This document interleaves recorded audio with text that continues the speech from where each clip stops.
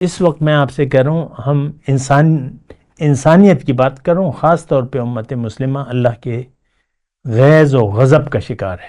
اس نے دین کو چھوڑ دیا ہے، صدیاں ہو گئی تو اب یہ چاہتا ہے کیا؟ دنیا، ختم بات۔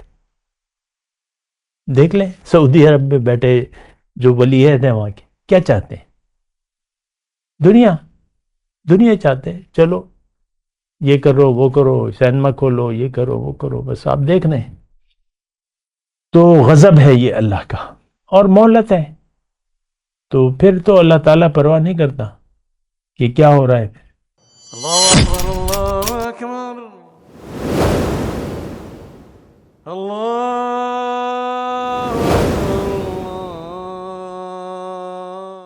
اعوذ باللہ من الشیطان الرجیم، بسم اللہ الرحمن الرحیم۔ اللہم صلی علی سیدنا محمد معدن الجود والکرم وآلہ وسلم۔ سامعین و ناظرین اکرام، السلام علیکم ورحمۃ اللہ وبرکاتہ۔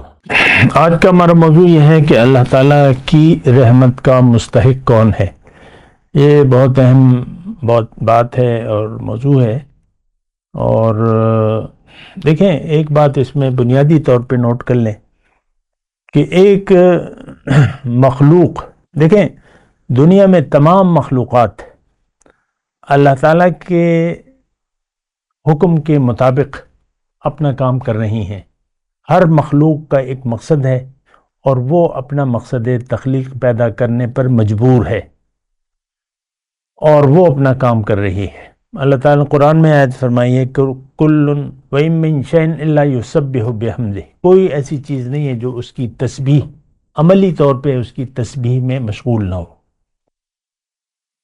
اور مختلف آیت ہیں، اللہ ہی کے سامنے سجدہ ریز ہیں، اللہ ہی کے حکم کے سامنے سجدہ کیا ہوا ہے ہر چیز نے، ہر چیز اللہ تعالیٰ کی تسبیح بیان کر رہی ہے۔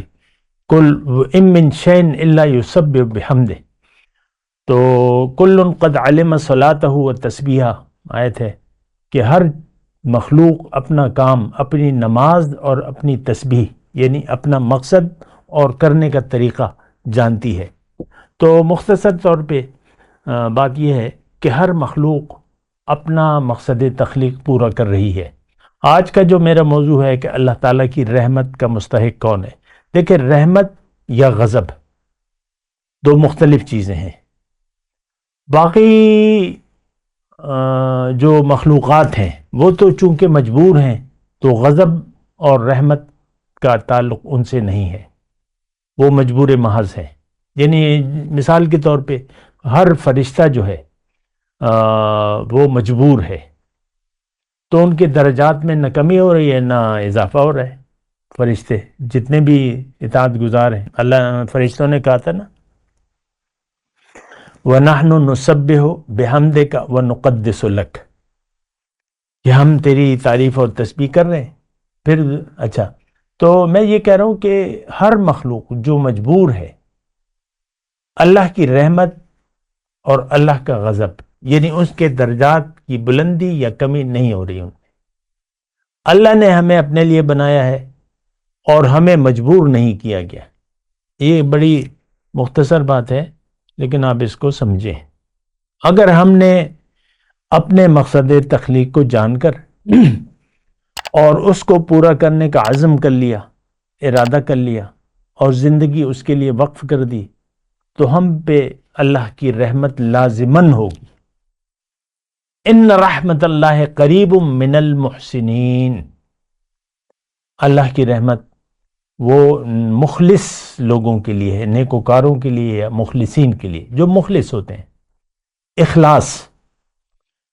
تو یہ دیکھیں ایک بات میں جو کہنا چاہ رہا ہوں وہ یہ ہے کہ یا تو اس وقت آپ اللہ کے غضب میں مبتلا ہیں، یا اللہ کی رحمت ہے آپ پہ۔ یہ اس بات کو ذرا سمجھیں۔ اب اگر اللہ دیکھیں، یہ تھوڑی سی میں اگر اس کی تفصیل کروں تو وہ یہ ہے کہ اگر آپ اپنا مقصد حیات جان گئے ہیں، اللہ کو منزل بنا لیا ہے، اور مقامی طور پہ ایک آپ کا رہنما ہے جو آپ کی دینی معاملات میں رہنمائی کرتا ہے، اور آپ اس کے بتائے ہوئے طریقہ جو اللہ تعالیٰ کا، جو اللہ کا حکم ہے، رسول کا طریقہ ہے، اس کے مطابق اس کو آپ قبول کرتے ہیں اور زندگی گزارتے ہیں تو آپ اللہ کی رحمت کے تلے ہوتے ہیں، یعنی اس کے سائے میں ہوتے ہیں۔ اللہ کی آپ پر رحمت ہے، اللہ تعالیٰ آپ کا حامی اور ناصر ہے۔ اور یہ قرآن کی آیت ہے کہ اگر تم اللہ کی مدد کرو گے تو اللہ تعالیٰ تمہاری مدد کرے گا اور تمہارے قدم جما دے گا۔ مختلف باتیں مختلف انداز سے اللہ تعالیٰ نے فرمائی۔ اور اگر ایسا نہیں ہے، دیکھیں اگر ایسا نہیں ہے، آپ نے نیت بدل لی دنیا میں اور دنیا کو مدعا بنا لیا زندگی کا، نیت کر لی دنیا کی، میں نے کمانا ہے، میں نے زندگی میں وہ مجھے ہنسی اس لیے آ رہی ہے کہ ہم یہ کر چکے ہیں نا کہ ہمیں کچھ کر کے دکھانا ہے، کچھ بننا ہے۔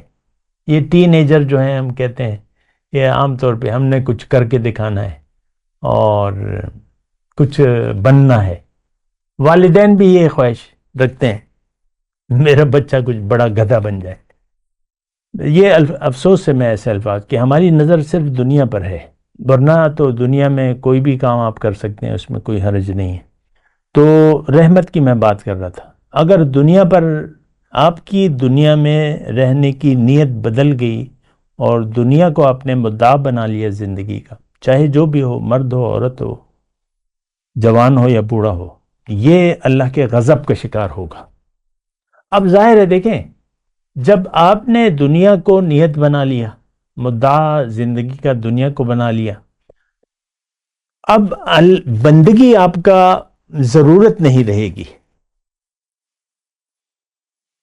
اطاعت اور بندگی، جس کے لیے اللہ تعالیٰ نے کہا ہے کہ زندگی آمد برائے بندگی، میں نے تو اپنے لیے تمہیں بنایا، تم نے میری بندگی کرنی ہے۔ بندگی کے ذریعے وہ مقام انسان کو حاصل ہوتا ہے جس کے لیے اللہ تعالیٰ نے اسے بنایا ہے۔ تو بندگی ہمارے لیے، آج بھی دیکھ لیں، آج کے مسلمان کی بندگی ہمارا شیوا نہیں ہے۔ ہر شخص اپنی ذات میں حاکم بنا ہوا ہے، بننا چاہتا ہے، میرا حکم چلے، میں نے کہا جو کہا وہ پورا ہونا چاہیے، گھر میں بیٹھی ہوئی عورت ہے یا اس کا مرد ہے، یعنی ہماری دیکھیں جو بھی مرضی ہے وہ یہ ہے کہ میرا کہنا پورا ہونا چاہیے، میری مرضی سے میں سب اپنے اولاد پہ بھی ہم اپنی مرضی ٹھوستے ہیں۔ بعض اولاد جو ہے وہ نیکی کی طرف رخ ہوتا ہے تو آپ سمجھاتے ہیں کہ بھئی مولوی زیادہ مولوی نہ بنو، یہ کہ تم نے کیا پگڑی باندھ لی ہے، یہ کیا کر رہے ہو تم، یہ کیا تم اس کی مجلس میں جا کے بیٹھتے ہو، روکا جاتا ہے۔ تو نہیں، ہم اصل میں تو ہم زندگی کو سمجھے ہی نہیں ہے۔ میں آج کے امت مسلمہ سے مخاطب ہوں، ہم زندگی کو سمجھے ہی نہیں، غلط سمجھ لیا ہے ہم نے۔ لاکھوں ہمارے بہن بھائی جو ہیں باہر چلے گئے ہیں لعنتی دنیا کے پیچھے۔ میں یہ نہیں کہہ رہا کہ وہاں جانا حرام ہے، لیکن لعنت کی بات یہ ہے کہ آپ نے فقط دنیا کی کمائی کو مدعا بنا لیا ہے۔ بوڑھے ماں باپ ہیں اور اپنی خوشی سے بچوں کو باہر بھیجا، جاؤ بیٹے یہاں تو تمہارا کوئی مستقبل نہیں ہے پاکستان، یہی ہے نا، جاؤ انگلینڈ چلے جاؤ، سعودی عرب چلے جاؤ، جاؤ امریکہ چلے جاؤ، وہاں لڑکیاں بھی آزادی ہے اور بس ہر چیز تمہیں مہیا ہے، کوئی پابندی نہیں، امن ہے، سکون ہے اور خواہشات نفس ہے، اسی لیے تو ہم جاتے ہیں، وہاں آزادی ہے بس۔ تو ایک تباہی ہے۔ بہرحال میں اللہ کی رحمت کی بات کر رہا تھا۔ دیکھیں دو باتیں ہیں، میں آپ کو ابتدا میں یہ بات کہی، اس وقت آپ یا اللہ کی رحمت کے سائے تلے ہیں یا نہیں ہیں، اور آپ پر اللہ کی لعنت ہے اور غضب ہے۔ اس وقت امت مسلمہ اللہ کے غضب کا شکار ہے۔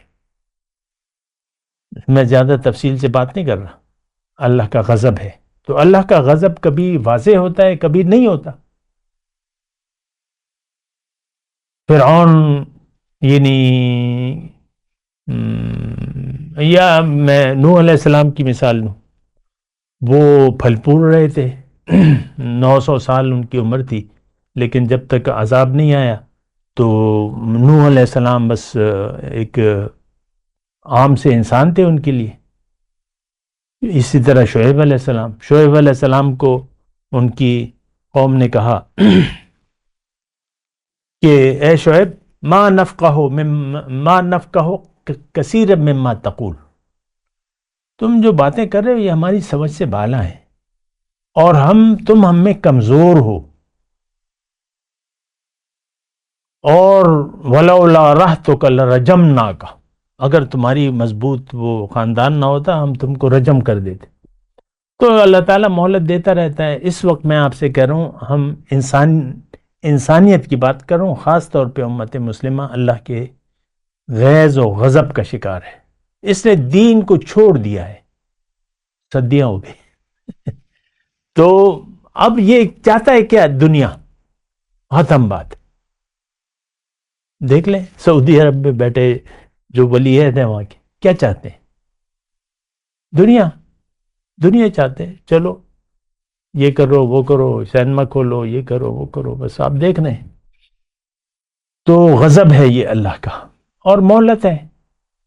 تو پھر تو اللہ تعالیٰ پرواہ نہیں کرتا کہ کیا ہو رہا ہے. تاریخ ہماری جو منافقین کی تاریخ ہے وہ شاہد اس بات پہ. تو بہرحال بات یہ ہے یہ کہ آپ اللہ کے غضب سے بچیں. یہاں تو مہلت ہے آپ پہ غضب کے اثرات، اس وقت بھی آپ پریشان ہیں اور بدحال ہیں.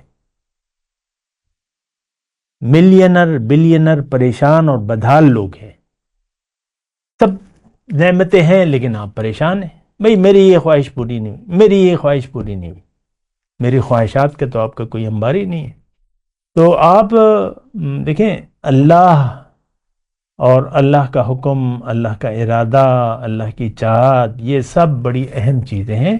اس کو آپ مد نظر رکھ کر زندگی گزاریں. دوسری بات یہ ہے کہ زندگی کا ایک نتیجہ ضرور ہوگا اور اس کے نتائج تو اس وقت تو ہم بھگت رہے ہیں دنیا میں، پریشانی اور بدحالی. دوسرا جو موت کے بعد جو ایک تسلسل سے اس کا رد عمل آپ کو ملے گا تو وہ بہت ہی ایک کٹھن ہوگا، ایک بہت مشکل حالات ہوں گے. وہاں پھر چھٹکارا نہیں ہوگا، نہ توبہ ہوگی نہ مہلت ہوگی. پھر وہاں صرف پٹائی ہوگی، اور وہ تو ہمیں اس پر یقین نہیں ہے لیکن وہ سچ ہے. وآخر دعوانا ان الحمدللہ رب العالمین. مولایا صلی وسلم دائما ابدا على حبیبک خیر الخلق کل